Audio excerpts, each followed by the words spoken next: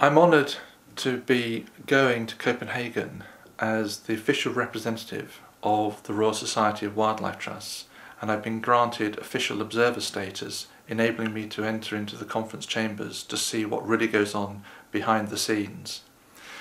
What I'm also going to be doing, though, is taking with me a postcard to the Prime Minister on behalf of the people of Wiltshire, signed by the members of the Wiltshire Assembly representing all the major organisations in the county, and at the same time I'm taking a postcard to the Prime Minister on behalf of the 47 wildlife trusts around the UK representing nearly 800,000 members.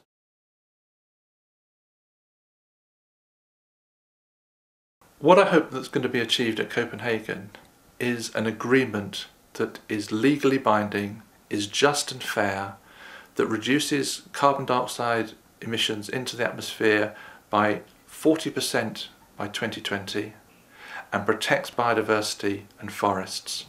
Now that is a tough ask.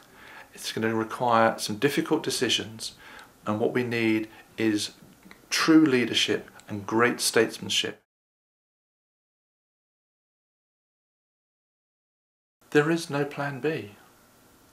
We have to reduce the amount of greenhouse gases in the atmosphere. Just because we can't see them doesn't mean it's not happening, and the consequences of those gases going into the atmosphere, the consequence of that pollution could be catastrophic.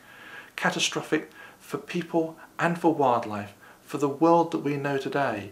That's why it's so important. There's no plan B.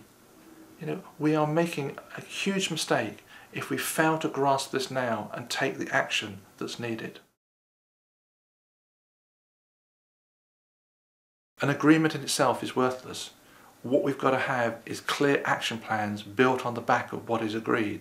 So if we get the agreement that says we're going to halt carbon dioxide emissions by 40% by 2020, what we then need to see is how are we going to deliver that? Who's going to deliver that? Who's going to pay for that?